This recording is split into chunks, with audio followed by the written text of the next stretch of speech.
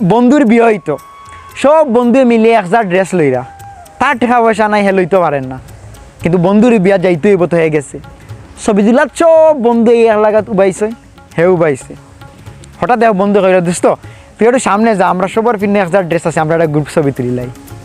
তো হে মাথা নিচু করি বিব্রত মাখা মুখে আসি দিয়া গেল গিয়া। কারণ হে বুঝিলায় হে মধ্যবিত্ত, বন্ধুর পকেটেও টেকা নাই।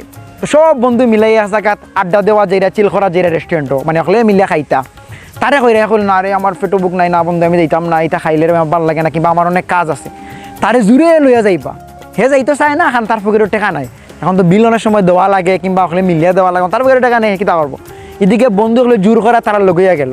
তো বন্ধুতে দামি দামি জিনিস অর্ডার করা, খানি আইছে খাইরা, হেও খাইলো। হঠাৎ খানির মাঝানো কইলা, আজ বন্ধু তুমি দিতে হইব বিল। তার মুখ ছিটো হয়ে যায়, তার খানি ফয়ের ভিতরে হামার না খানা, তার পকেটও টেকা নাই। কিন্তু হি বন্ধু হলেও জানোই তার পকেটও টেকা নাই, এবং তারে মজা করে কইরা, আর মজা করে কইতা না কেন, হ্যাঁ মধ্যবিত্ত, সুযোগ পাইলে ওগুলো মজা নেই।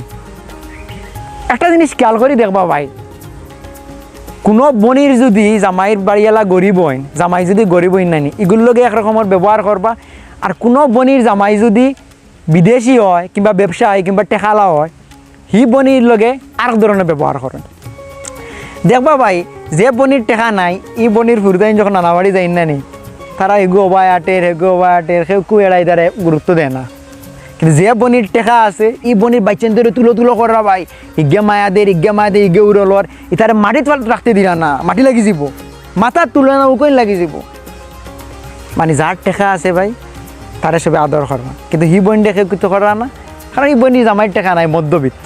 চকুত আঙ্গুল দেখে দিলাই তুমি মধ্যবিত্ত। আরেকটা জিনিস খেয়াল করি দেওয়া ভাই, যে দামান্দর টেকা আছে, ইগু শ্বশুর বাড়িতে গেলে এক ধরনের ব্যবহার পায়, আর যে দামান্দর টেকা নাই, ইগু শ্বশুর বাড়িতে গেলে আরেক ধরনের ব্যবহার পায়।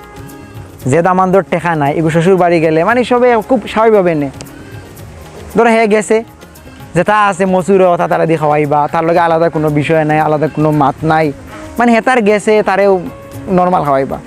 আর যে জামাইয়ের টেকা আছে ভাই, এগুলো গরুর ভিতরে নিয়ে খাওয়াইবা, এগুলোকে আলাদা গপসপ, মানে এগুলো লগে তাও বা এগুলো তুলো করবা, এগুলো লাগে আলাদা সপ্তাহে স্পেশাল। আর যে দামান্দর টেকা নাই, এগুলো বুঝানি হয় তুমি মধ্যবিত্ত। আত্মীয় স্বজনের কথা কিতা কইতাম রে ভাই, আপনার টাকা তাহলে এক ধরনের ব্যবহার করবা, আপনার টাকা না তাহলে আরো ধরনের ব্যবহার করবা। আপনার যদি টাকা না থাকে, আপনি তারা বাড়ির যাইন গিয়া, আপনার চা নাস্তা করলা করে দিতাম গে, দিতে গিয়ে নিয়ে আচ্ছা যাও কিতা বাদ মাথা না খাম খাজ আছে।